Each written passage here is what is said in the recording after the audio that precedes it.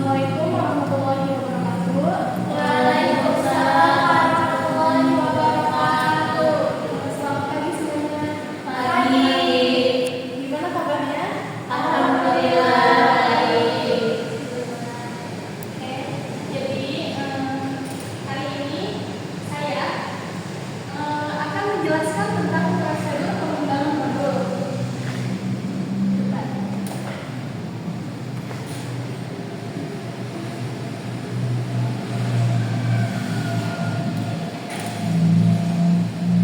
Sebelumnya ada yang tahu modul itu apa?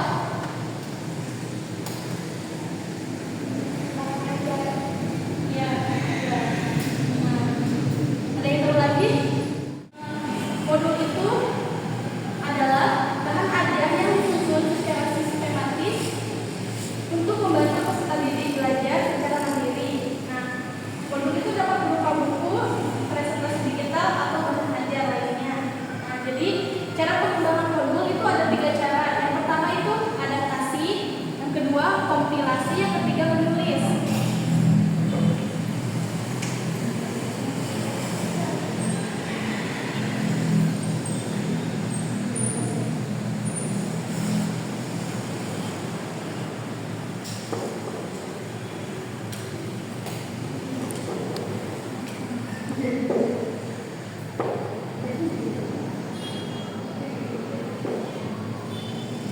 Nah, jadi apa sih modul adaptasi itu?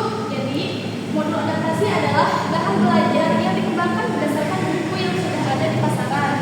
Nah, sebelum pembelajaran berlangsung, guru, dosen, atau media suara mengidentifikasikan buku-buku yang ada di toko buku atau perpustakaan yang isinya relevan dengan materi yang akan diajarkan. Setelah itu, guru, dosen, atau media suara memiliki salah satu buku tersebut sebagai bahan belajar yang digunakan untuk satu mata pembelajaran atau modul.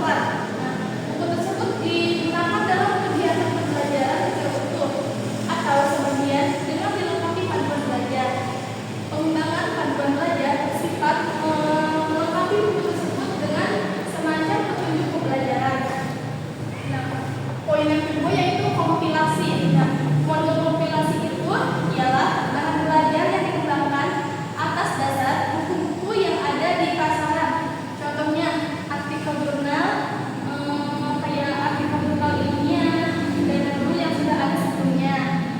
Jadi, kompilasi dilakukan oleh guru, dosen, atau media suara dengan menggunakan garis-garis besar program pembelajaran atau pelatihan, atau bisa kita singkat dengan GBPP, atau silabi yang sebelumnya.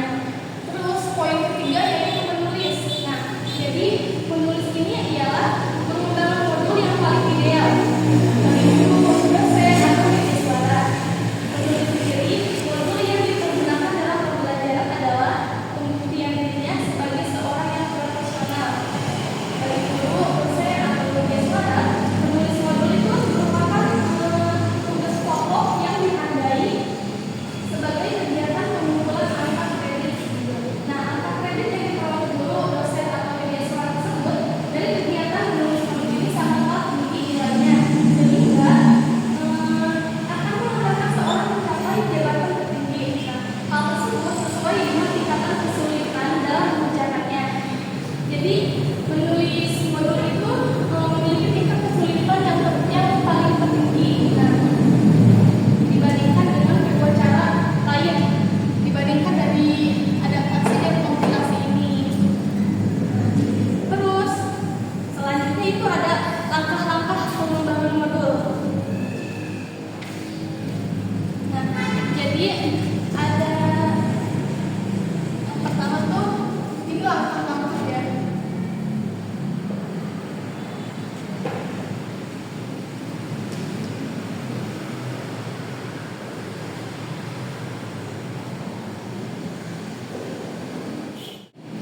Dalam proses pengembangan modul tersebut, nah, agar bahan belajar yang kita kembangkan dapat membantu peserta didik mencapai tujuan pembelajaran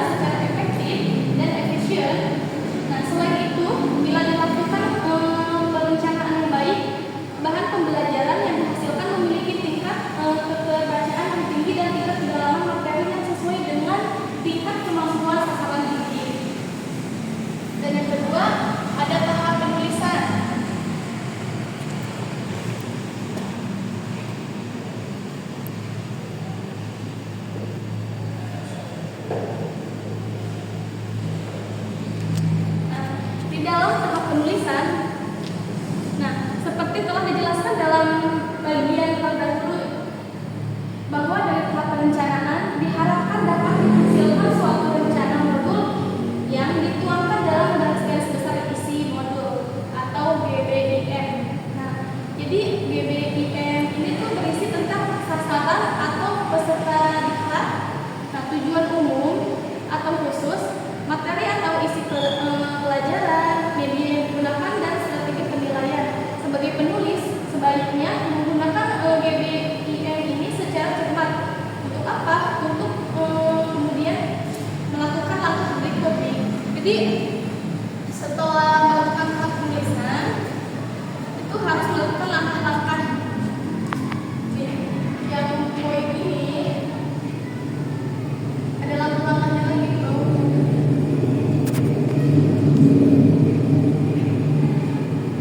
Persiapan namanya.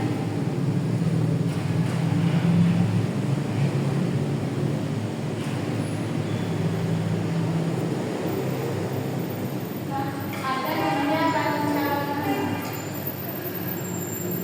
Nah, jadi, persiapan outline atau rancangannya ini yang pertama menentukan dulu nih topik yang akan dimuat.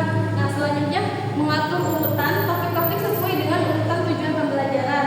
Dan yang ini selanjutnya persiapkan outline. Nah, terus ada juga nih setelah penulisan outline itu ada penulisan juga. Di sini ada penulisan. Nah, di dalam penulisan itu ada yang pertama itu menulis draft 1, dan yang selanjutnya melengkapi draft 1 menjadi draft 2. Terus menulis tes atau penilaian hasil belajar peserta diklat, dan selanjutnya ada review atau uji coba dan revisi. Terus yang di sini ada lagi review. Nah, jadi ada 3 kelompok reviewer, yaitu pertama ahli materi atau ahli bidang studi, dan yang kedua ahli media atau ahli instruksional. Jadi penanggung jawab atau tutor yang sering berhubungan dengan peserta diklat gitu. Terus ada juga di sini namanya uji coba. Nah, jadi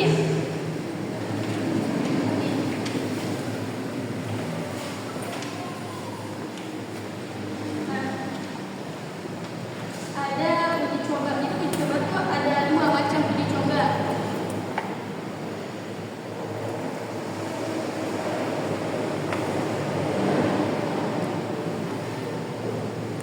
Yang pertama,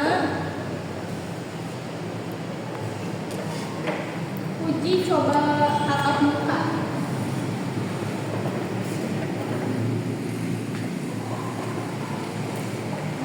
Dalam kelompok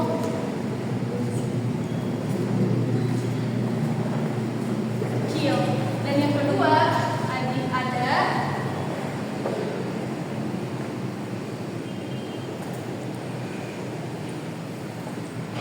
jadi di dalam coba itu ada uji coba tatap muka dalam kelompok kecil, dan ada uji coba di lapangan. Terus yang ketiga tadi ada namanya ada juga revisi.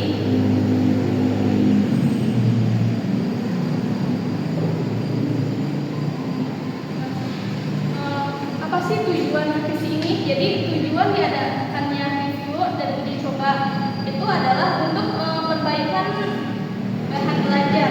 Bila semua informasi atau komentar yang didapatkan dari ahli materi, ahli media, atau teman sejawat dipakai untuk memperbaiki bahan belajar, sebenarnya kita telah mendapatkan bahan belajar yang terbaik.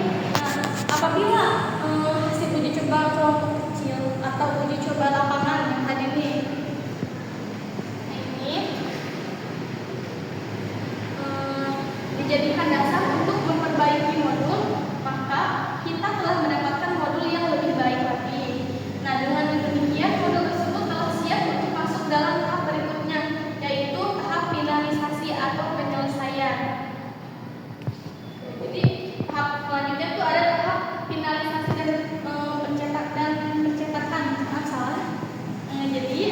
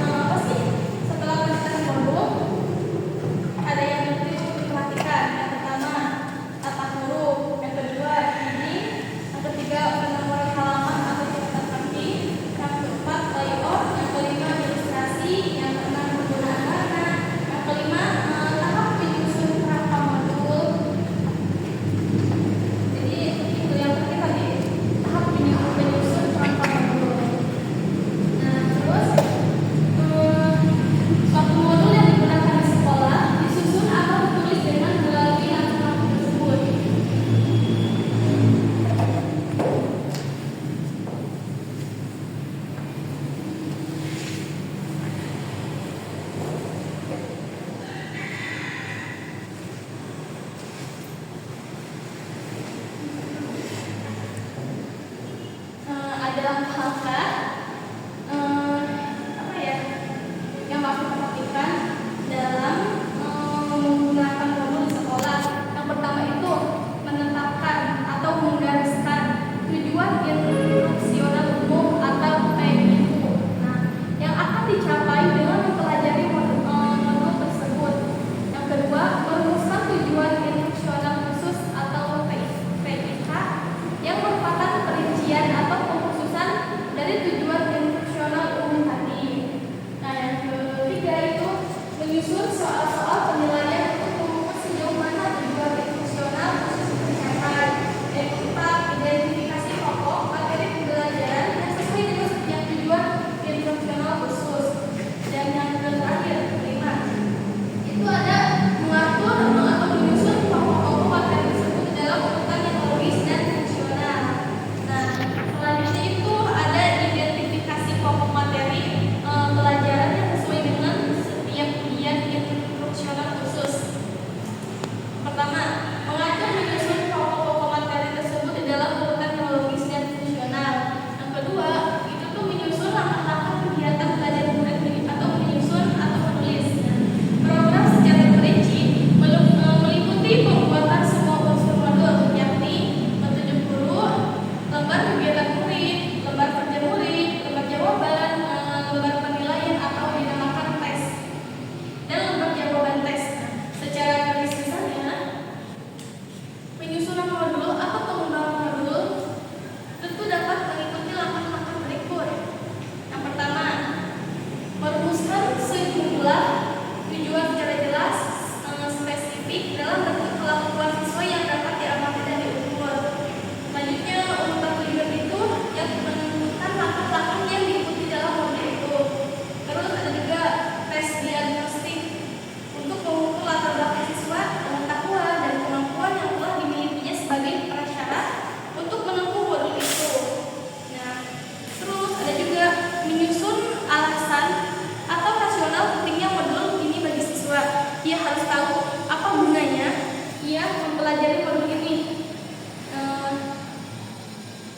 Itu tuh siswa harus yakin akan manfaat modul itu agar dia bersedia mempelajarinya dengan sepenuh tenaga. Terus selanjutnya, kegiatan-kegiatan belajar direncanakan untuk membantu dan membimbing siswa agar mencapai kompetensi-kompetensi seperti yang dirumuskan dalam tujuan. Dan yang terakhir itu menyiapkan sumber-sumber berupa bacaan yang terbuka bagi siswa. Setiap waktu ia memerlukannya. Jadi itulah cara pengembangan modul dan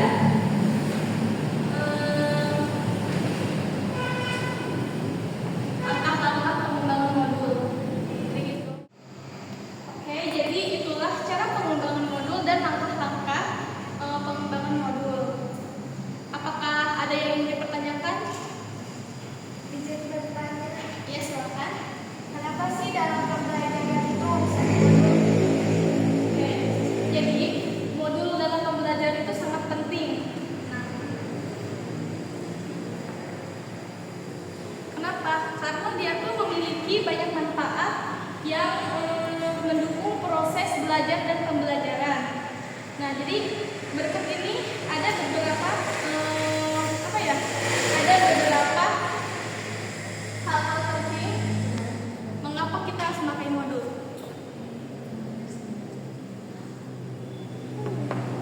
Ya, jadi yang pertama itu meningkatkan kemandirian belajar. Nah, contoh itu modul modul itu memungkinkan peserta didik belajar secara mandiri sesuai dengan kemampuan dasar dan kecepatan masing-masing. Terus peserta didik juga tidak harus selalu bergantung pada guru atau belajar.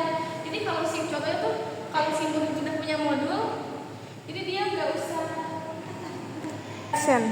Nah, jadi kenapa harus ada modul? Karena modul itu sangat penting bagi proses belajar dan pembelajaran. Nah, selain itu modul juga banyak bermanfaat gitu bagi proses belajar dan pembelajaran. Nah, salah satunya itu meningkatkan kemandirian belajar. Jadi gini nih, modul itu memungkinkan peserta didik belajar secara mandiri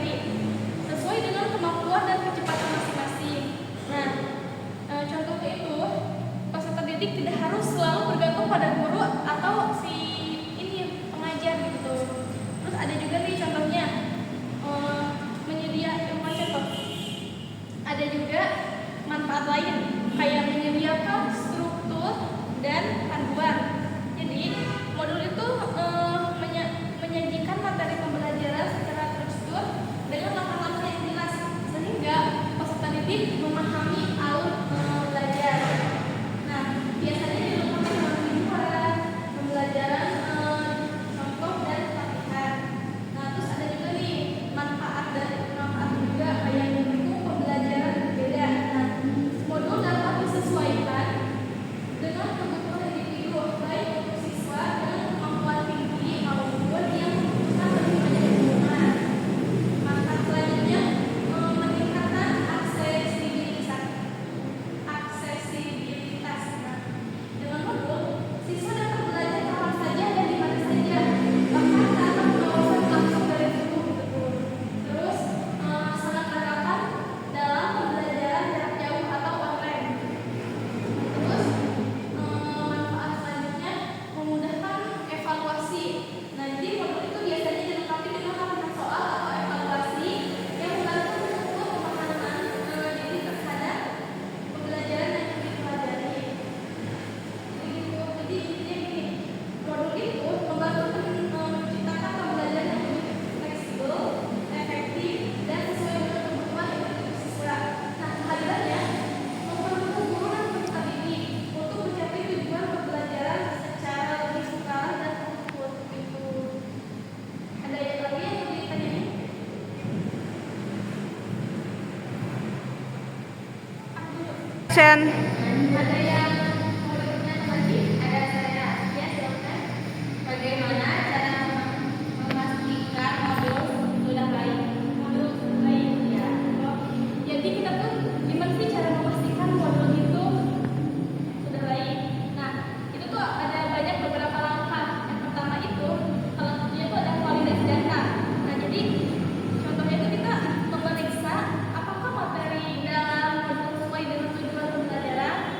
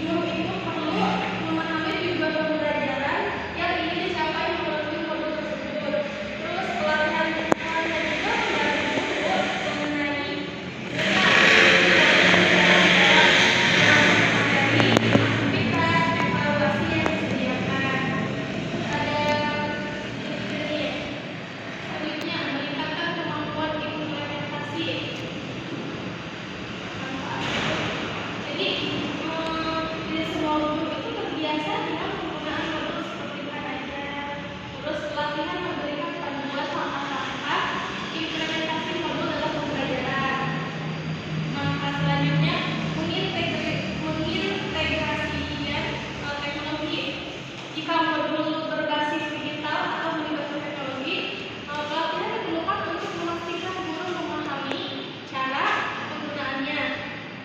Manfaat selanjutnya itu menjamin konsistensi penggunaan modul. Jadi pelatihan memastikan semua guru menggunakan modul sesuai dengan arahan dan tidak menyimpang dari tujuan pembelajaran. Manfaat selanjutnya mengatasi tantangan dan kendala. Jadi guru itu dapat belajar secara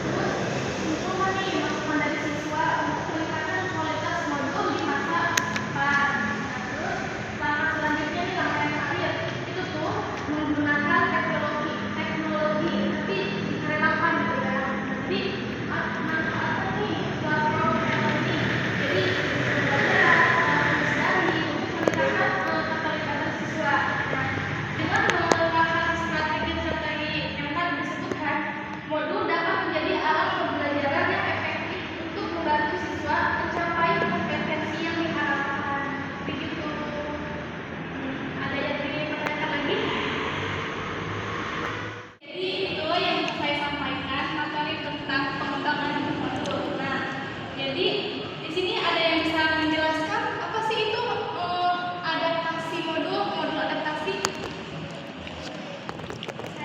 Iya, silakan. Modul adaptasi adalah bahan belajar yang dikembangkan berdasarkan buku yang ada di pasaran. Sebelum pembelajaran berlangsung, guru, dosen, atau media suara mengidentifikasikan buku-buku yang ada di toko buku atau perpustakaan yang isinya relevan dengan materi yang diajarkan. Setelah itu, guru, dosen, atau media suara memilih salah satu buku tersebut sebagai bahan belajar yang digunakan untuk satu mata pelajaran atau iklan. Buku tersebut digunakan dalam kegiatan pembelajaran secara utuh atau sebagian dengan dilengkapi panduan belajar. Pengembangan panduan belajar bersifat melengkapi buku tersebut dengan semacam petunjuk mempelajarinya. Oke, jadi paham ya apa itu adaptasi, modul adaptasi. Nah, selanjutnya itu modul kompilasi. Coba boleh dijelaskan sama teman-temannya?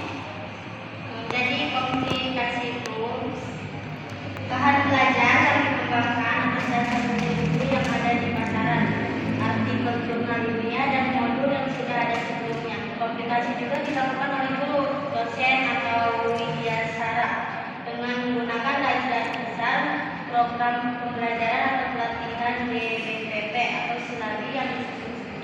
Ya. Nah, kan di sini ada 3 poin nih. Coba satu lagi nih. Menulis. Coba teman selanjutnya bisa menjelaskan apa sih itu? Kan di sini ada modul adaptasi, modul kompilasi, dan yang terakhir ada menulis. Ya baik, di sini menulis adalah pengembangan modul yang paling ideal bagi guru, dosen, atau media suara. Menulis sendiri modul yang dipergunakan dalam pembelajaran adalah pembuktian dirinya sebagai seorang yang profesional bagi guru, dosen, terutama media suara. Menulis modul merupakan tugas pokok yang dihargai sebagai kegiatan pengumpulan angka kredit. Angka kredit yang diperoleh guru, dosen, atau media suara dari kegiatan menulis modul ini sangat tinggi nilainya, sehingga akan mengantarkan seorang mencapai jabatan tertinggi. Hal tersebut sesuai dengan tingkat kesulitan dalam mengerjakannya. Menulis modul memiliki tingkat kesulitan tertinggi dibanding dengan kedua cara yang lain yang telah diuraikan tersebut.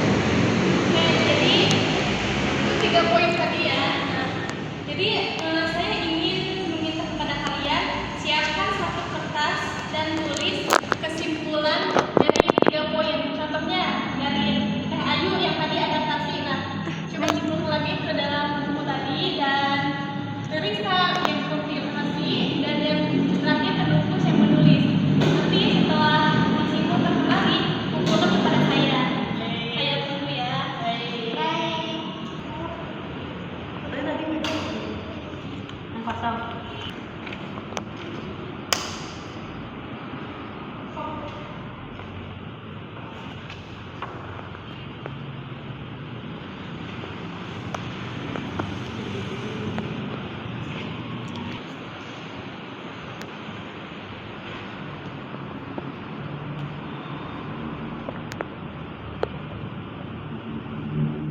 Apakah sudah?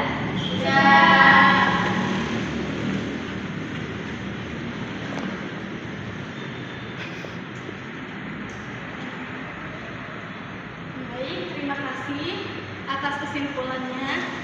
Nah, jadi itulah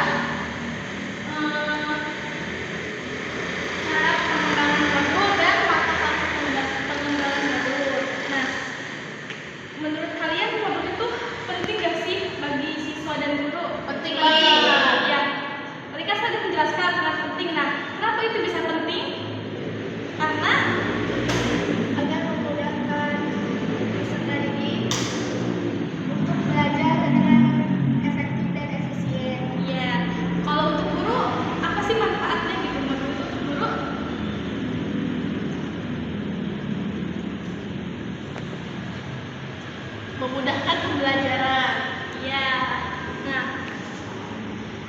jadi udah ada 3 poin. Jadi terus langkah-langkah pengembangan modul tadi ada berapa langkah-langkahnya? Langkah-langkahnya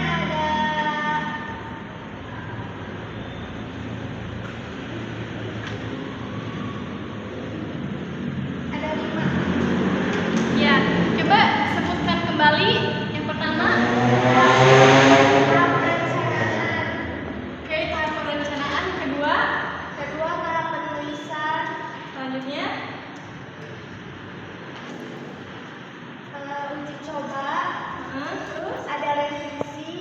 ya, Sama tahap finalisasi dan pencetakan. nah di situ kan ada revisi ya. Nah coba ada yang bisa menjelaskan apa itu revisi?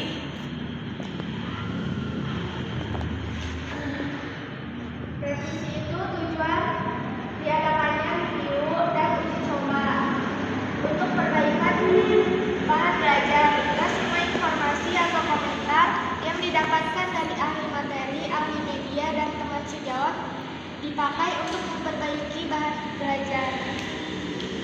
Sebenarnya kita telah mendapatkan bahan belajar yang cukup baik. Nah di situ kan ada yang namanya uji coba ya. Nah kan di situ ada 2 poin uji coba. Nah coba sebutkan uji coba itu 2 poin uji coba tersebut. Uji coba tatap muka dalam kelompok kecil dan uji coba lapangan.